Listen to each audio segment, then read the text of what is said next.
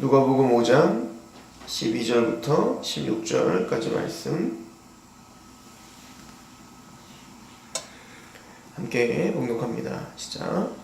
예수께서 한 동네에 계실 때 온몸에 나병 들린 사람이 있어 예수를 보고 엎드려 구하여 이르되 주여 원하시면 나를 깨끗하게 하실 수 있나이다 하니 예수께서 손을 내밀어 그에게 대시며 이르시되 내가 원하노니 깨끗함을 받으라 하시는데 나병이 곧 떠나니라.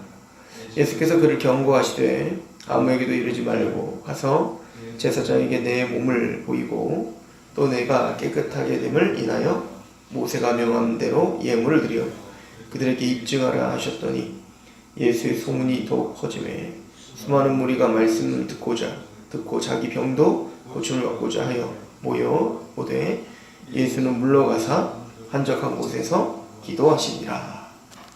아멘.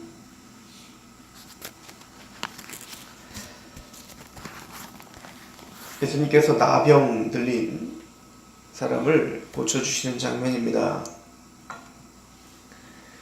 우리는 5장 1절부터 11절까지 예수께서 제자들을 부르시는 장면을 상고했죠. 예수님께서 제자들을 부르실 때 너는 사람 넘는 어부가 되라 라고 하는 것이었어요. 그런데 이제 특이한 점은 예수님의 권위를 또 예수님의 말씀의 권세를 직접 목도한 베드로의 반응과 고백입니다.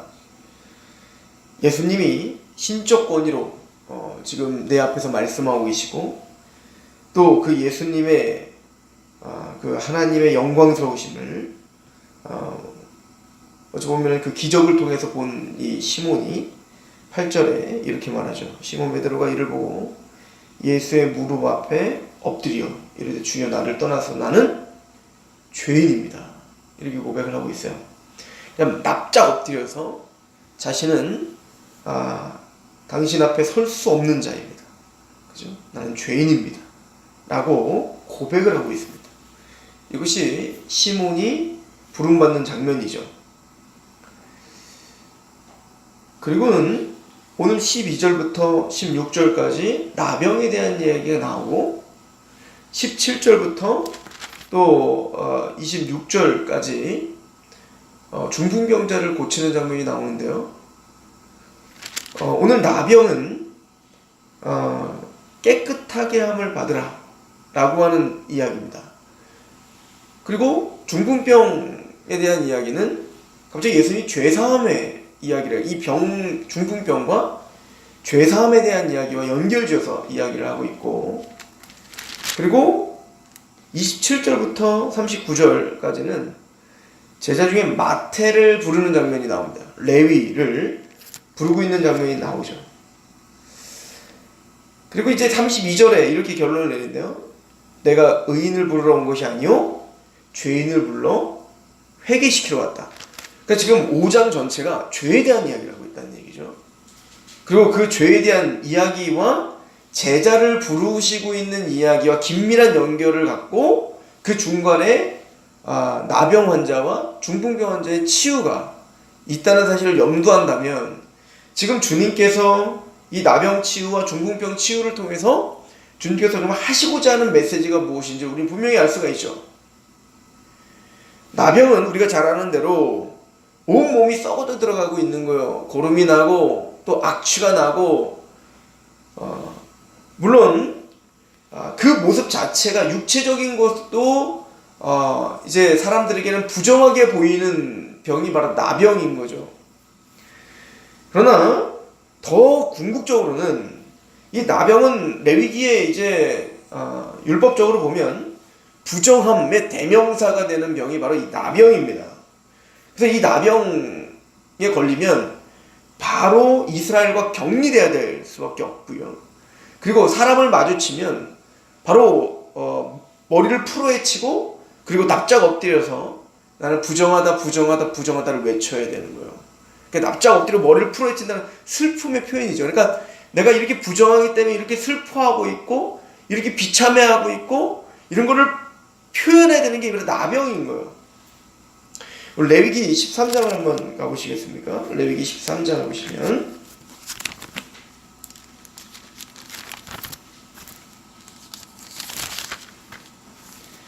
45절, 46절을 보겠습니다. 자, 40절부터 제가 볼게요.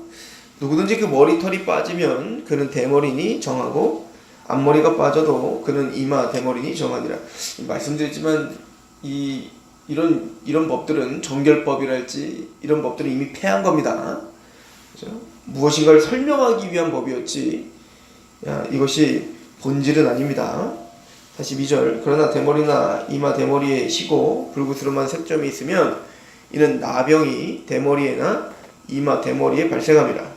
제사장은 그를 진찰할지니 그 대머리에나 이마 대머리에 돋은 색점이 희고 불구스름하여 피부에 발생한 나병과 같으면 이는 나병 환자라 부정하니 제사장이 그를 확실히 부정하다고 할 것은 그 환부가 그 머리에 있음이니라.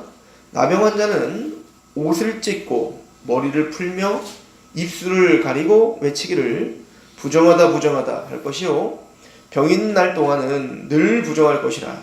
그가 부정한 즉 혼자 살되 진영 밖에서 살지니라. 사실은 우리로 보면 우리도 이제 그 나병 환자는 이제 격리 치료를 받지 않습니까? 사실 그런 개념으로 우선 먼저 1차적으로 봐야 되는 거예요. 그러니까 격리 치료가 될 수 있도록 하는 배려이기도 하면서 사실은 굉장히 이 나병 환자의 입장에서는 굉장히 비참한 일이 되는 거죠. 자, 근데 여기 보면 좀 전에도 말했듯이 옷을 찢고 머리를 풀고 윗입술을 가리고 외치기를 나는 부정하다 해야 되는 거예요. 그 사람들 앞에서. 그리고는 부정하기 때문에 혼자 살 때 진영 밖에서 사는 거예요. 이 두 가지는 첫 번째는 자신이 부정하다는 것을 인식하고 있고 그리고 율법적으로도 부정하며 그래서 나는 비참하고 나는 슬픕니다 를 표현해야 되는 겁니다. 또 하나는 이 나병에 걸리면 이 부정한 자이기 때문에 진영에서 끊어졌다는 거예요.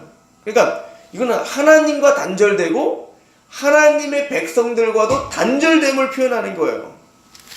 자, 이것은 단순히 육적인 나병뿐만 이 율법 모두는 다 사실은 무엇인가를 설명하기 위한 거잖아요. 그 자체가 본질적으로 그것 자체가 진리라기보다는 그것이 뭔가를 보여주고 있는데 바로 이건 죄에 대한 것을 우리에게 표면적으로 이루어지는 그런 병들을 통하여서 우리에게 보여주는 겁니다. 첫 번째는 나병 환자가 그 혐오스럽게 썩어 들어가고 부정해 보이는 그런 모습인 것처럼 사실은 진짜 나병은 뭐라는 거예요? 죄다라고 하는 걸 보여주고 있는 겁니다. 그런 것처럼 우리는 우리의 죄됨을 인식하여 이 나병 환자가 취했던 상태처럼 사실은 옷을 찢고 머리를 풀어헤치고 땅바닥에 엎드려 부정하다 내가 그렇게 부정한 자입니다. 내가 그렇게 비참한 자입니다. 내가 그래서 너무나 슬픕니다.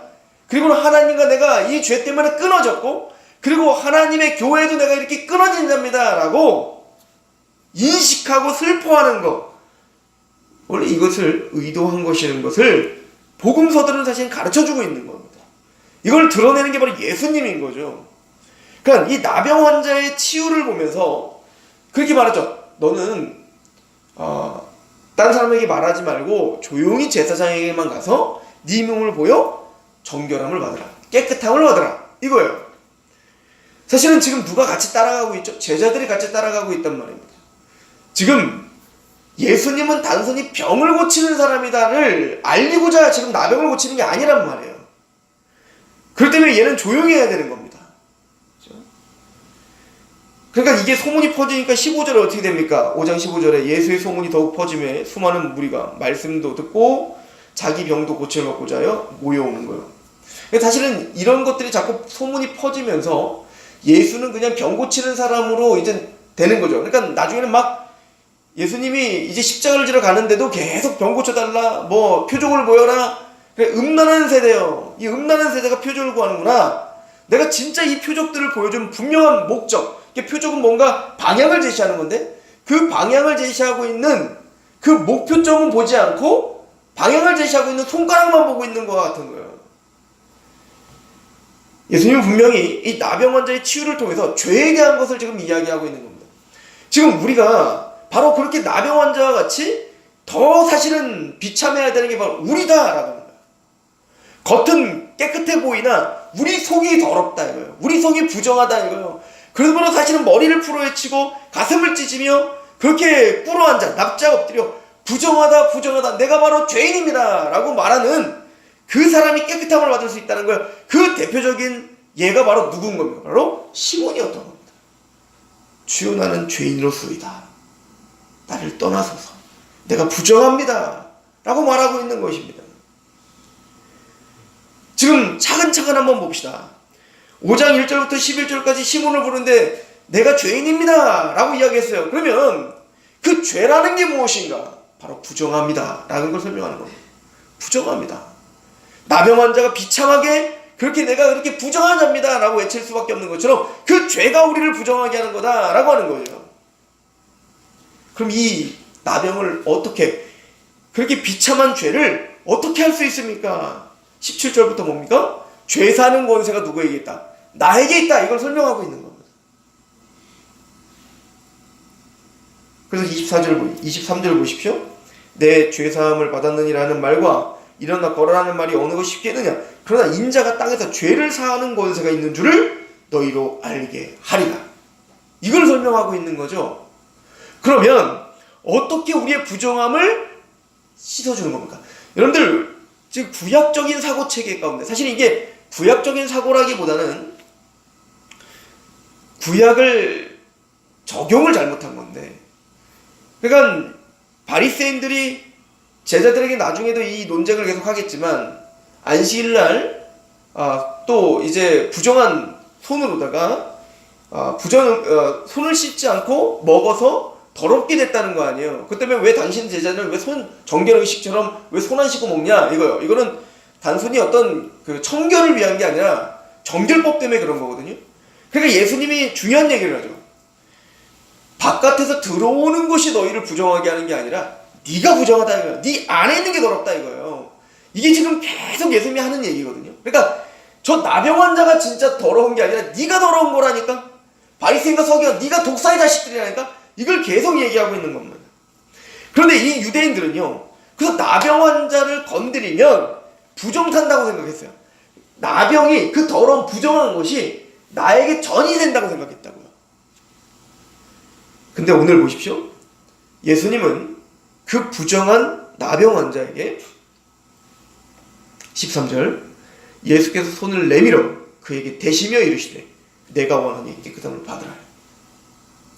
예수님이 대시니 예수님이 더러워지는 게 아니라 예수님이 손을 대시니 나병이 낫는 거예요. 우리는 더러운 곳을 피해 다니는 사람들이 아니라 더러운 곳에 우리가 가니 정결케 되는 거예요. 이게 복음입니다. 더러워진 육체가, 우리가 죄인이 타락하여 더러워졌어요. 그 당시에 이제 그 영지주의, 또 여러 이단들은요, 또 헬라 철학도 마찬가지지만 영은 깨끗하고 육은 더럽다라고 하는 개념이 있었어요. 그러니까 헬라 철학에 있어서는 이 육은 감옥이라고 생각했습니다. 영혼의 감옥. 그러나 성경은 전혀 그렇지 않은 거예요. 하나님은 육체가 물론 더러워졌습니다. 우리 육신이 더러워져서 타락한 하나님을 떠났습니다. 그러면 거룩하신 하나님과 거룩한 천사들은 여기면 부정타는 겁니까? 아니에요. 더러워진 그 육신을 정결케 하기 위하여 하나님이신 예수께서 우리와 동일한 육체를 입고 이 땅에 오시는 겁니다. 그랬더니 우리가 치유를 받는 겁니다. 이게 십자가죠. 이게 복음입니다. 저는 이 누가복음 5장에 집중적으로 죄에 대한 이야기를 하는 걸 보면서 기독교가 뭔가, 그렇다면 이 복음을 갖고 있는 우리는 무엇인가, 이 고민을 좀 해보게 되었습니다. 먼저는 베드로가 납작 엎드려 나는 죄인으로소이다. 이거는 단순히 듣기 좋은 말이 아니라 나병 환자의 이야기를 통해서 우리에게 보여주듯 우리가 얼마나 부정한지를 아는 겁니다. 그래서 세례 요한이 세례를 받으라고 했던 거예요. 우리는 겉은 멀쩡한데 꼭 나만 장군이 겉옷은 화려한 국민적인 영의 옷을 입고 있지만 그 안에는 누구도 보지 못하는 썩어가는 그 나병이 그를 괴롭혔던 것처럼 우리가 겉은 깨끗해 보이고 화려하고 점잖아 보이는 우리인데 우리 속 나만 알고 있는, 그러니까 하나님과 나만 알고 있는 나는 부정하다는 걸 인식해야 되는 거예요. 그리고 이 나병 환자처럼 예수께 나와 12절 예수께서 한 동네에 계실 때 온몸에 나병이 들린 사람이 있어 예수를 보고 엎드려 구하여 이르되 주여 원하시면 나를 깨끗하게 하실 수 있습니다. 주님께서 원하신다면 주님께서 합당하게 여기신다면 저를 좀 깨끗하게 여기주십시오. 저를 좀 정결케 해주십시오. 그러니까 이 나병 환자도 내 병을 치료해 주세요 라고 말하지 않고 나를 정결케 해주십시오.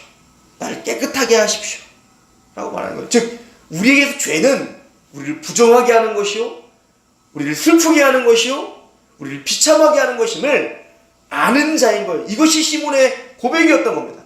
나는 죄인이로소이다. 어찌 보면 이 나병 환자의 이야기는 우리의 이야기인 거죠. 우리가 나병 환자이며 오직 예수께만 우리를 정결케 할 수 있는 능력이 있고 예수님의 십자가가 우리를 정결케 하였고 너는 제사장에 가서 정결함을 확증받으라. 그런 것처럼 우리는 율법적으로 더 이상 우리가 부정하지 않다. 예수님의 십자가만이 우리를 그 확증을 줄 수 있는, 온전히 정결케 할 수 있는 능력임을 예수님은 이야기하는 겁니다. 그리고는 이제 내일 중풍병을 고치는 이야기를 통해서 이것이 바로 죄사함의 권세가 있음을. 그럼 우리가 어떻게 죄사함의 권세가 있을 수 있습니까? 우리가 어떻게 깨끗함을 받을 수 있는 겁니까? 17절부터는 믿음이다 라고 가르쳐 주시기 시작할 것입니다. 기도하겠습니다. 하나님 아버지, 우리는 성경을 보며 하나님과 우리와의 관계가 무엇인지, 또 우리가 어떤 존재였는지를 직면합니다. 시몬이 예수께 나와 나를 떠나서서 나는 죄인이로소이다. 이사야가 그 하나님을 대면했을 때 화로다 나요 죽게 되었구나. 다니엘이 하나님을, 거룩하신 하나님을 만났을 때 죽은 자처럼 기절하며, 사도 요한도 하나님을 대면했을 때 그렇게 쓰러질 수밖에 없었던 것을 우리는 다시 한번 상고합니다. 우리는 하나님에게 나아갈 수 없는 부정한 자였는데 예수 그리스도께서 성육신하시어 우리를 위하여 십자가에 죽으시고 부활하시는 손대심으로 인하여 우리가 나음을 입었음을 고백합니다. 그 나병 환자의 기쁨, 치유받은 나병 환자의 감격, 치유받은 나병 환자의 그 겸비한 하나님 앞에서의 자신을 돌아봄 우리에게도 있게 하시옵소서. 오늘 하루 그렇게 낮아진 마음으로 그 거룩하신 하나님 앞에서 살아가게 하시옵소서. 예수 그리스도의 이름으로 감사하며 기도합니다.